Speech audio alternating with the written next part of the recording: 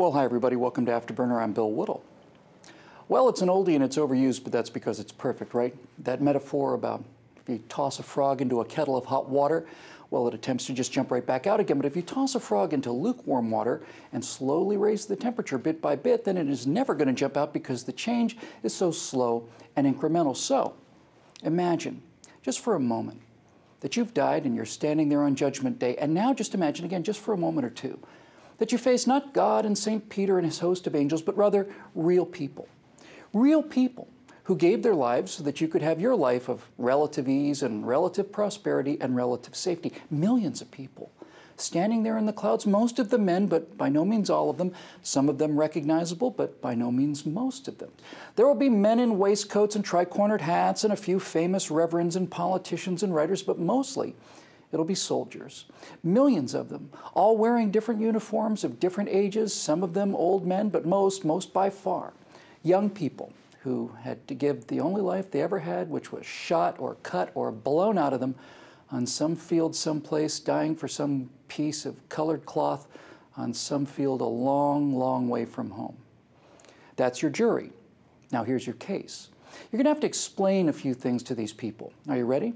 You're going to have to explain a world where political conventions have allocated areas called free speech zones when they fought and died to make the entire realm a free speech zone.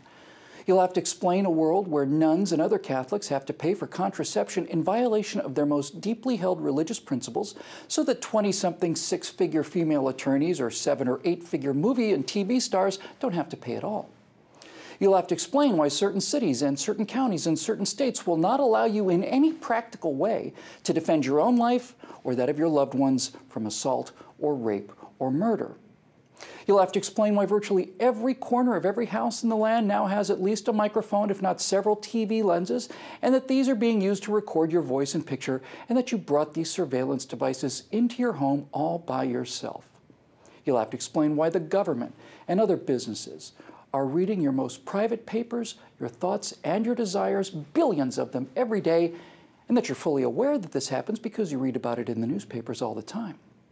You'll have to explain why the cruel and unusual punishment that every single one of us knows exists every single day in every single maximum security prison in America means that the time you serve is the least of your worries.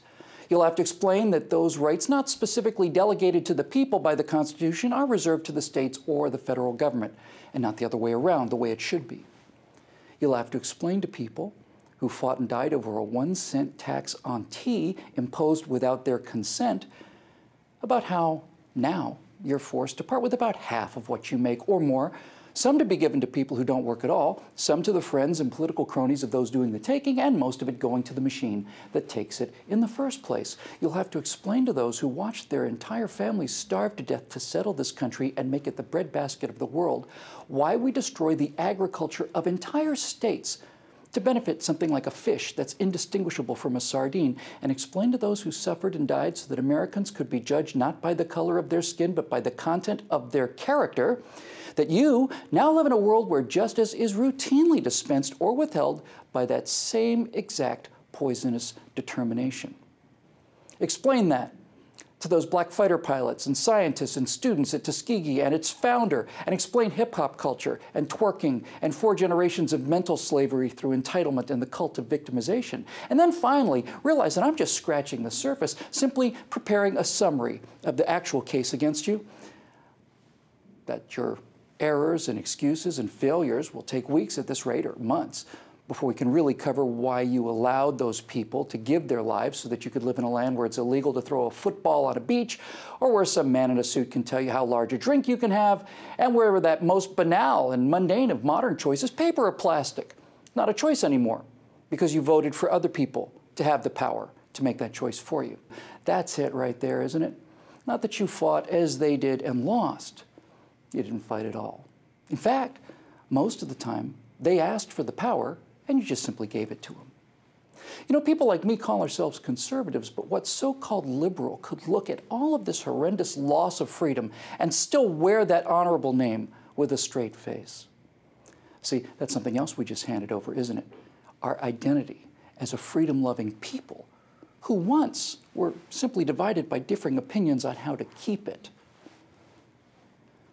We blindly thought that this document, which that invisible army out there gave their lives for, would protect us.